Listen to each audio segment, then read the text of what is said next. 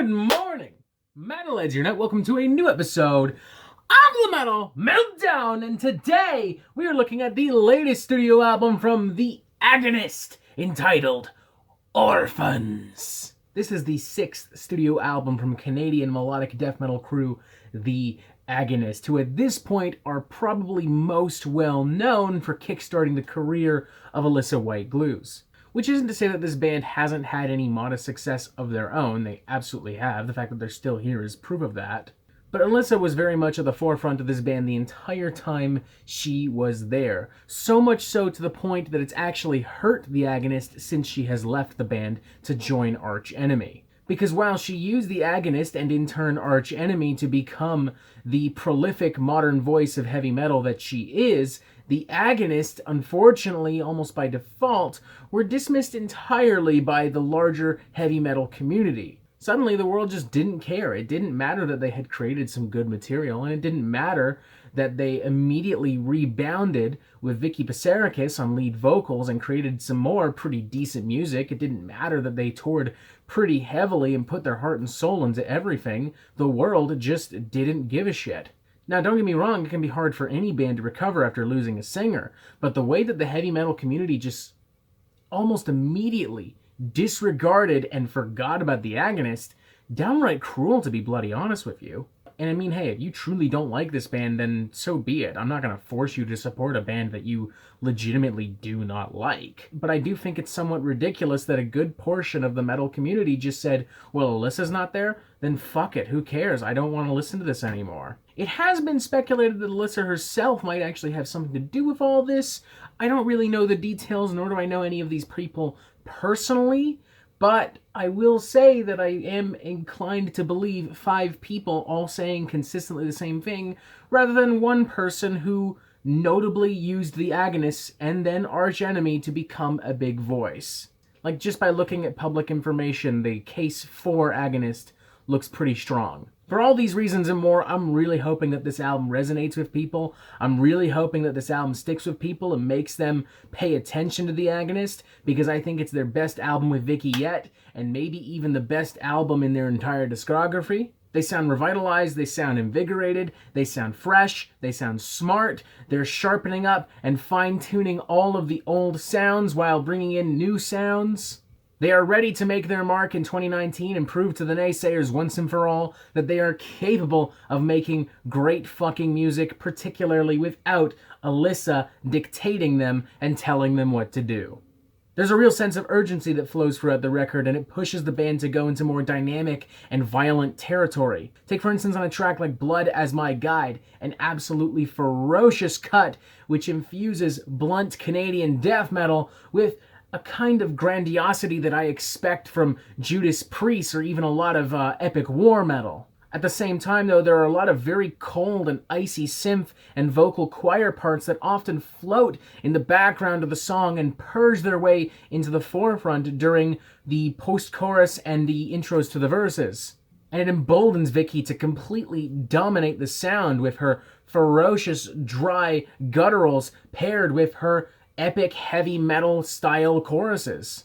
Another great example, a slower mid-pace cut like Mr. Cold, a track that emphasizes big, metallic, chunky riffs alongside a more kind of pop metal bass. It's really menacing, but at the same time, genuinely quite catchy, and it even catches you off guard at certain points with some really technical guitar playing and some nice acoustic interludes to add an extra dose of atmosphere and gravitas to the whole thing. Or how about the double whammy of opening track In Vertigo followed by As One We Survive, the former of which taking huge influence from symphonic metal and very wisely incorporating it quite subtly into the mix, making it epic when it needs to, but also drawing back to emphasize the riffs and the vocal work when absolutely necessary. While the latter track has the scope of Magma-era Gojira filtered through more mainstream heavy metal songwriting. And of course, some fantastic vocals from Vicky, who even channels some oddly soulful rasp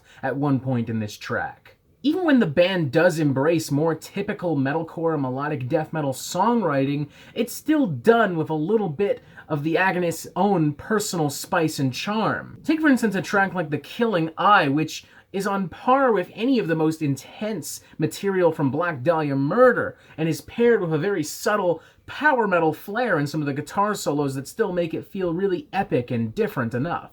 Or closing track Burn It All Down, perhaps the most explosive cut on the record, filled from start to finish with delicious licks and big booming vocals. And there's no filler, there's no bullshit, there's no time wasted. The album even ends at a sharp 43 minutes. The only thing I would change really about this album is a very brief vocal performance in the pre-chorus of In Vertigo, where Vicky's clean vocals, in my opinion at least, don't really line up with the groove, the death metal instrumentation that the Agonist is laying down. It frankly pulls me out of the song just a little bit, but it is literally a brief fucking moment. The moment it's done, the moment you really start to process it, they've already moved on. I'm so excited to see the Agonist so full of life and inspiration on this record. I mean, don't get me wrong, their last two records are a lot better than a lot of people would give them credit for, but this is undeniably a much stronger concoction. More aggressive, more progressive, better written, better produced,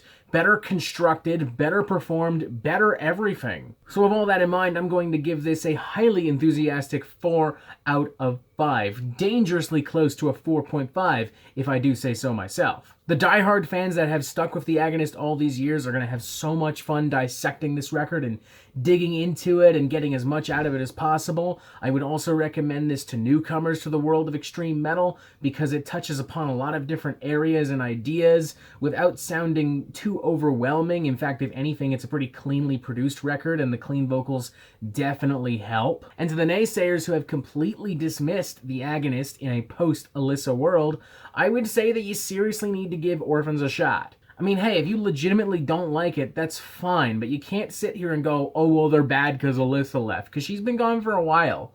I mean, I almost forgot that she was even in this band until I did a little research. And on just a very basic level, it's just the fair thing to do. I mean, plenty of bands have had plenty of success without their original singer. I mean, Jesus Christ, you got Anthrax, Cannibal Corpse, Morbid Angel, Napalm Death, fucking Iron Maiden, and AC/DC, for fuck's sakes.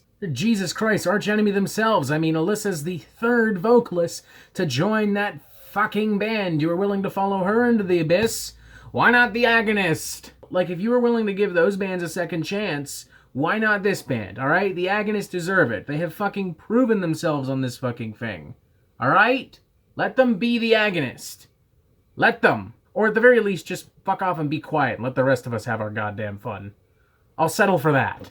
4 to 5, a seriously great record, really hoping that the metal community finally totally re-embraces the Agonist, or at the very least gives them a fair, honest shot, because they fucking deserve it. Well done, guys. And that is it for the Metal Meltdown. I'm not an expert, nor do I claim to be, so what do you think? Do you like this record? Do you not like this record? And what do you want to hear from me next? Thank you for watching. Make sure you press subscribe so you get updates on a Metal Meltdown fucking immediately. And you have yourself a fantastic fucking day.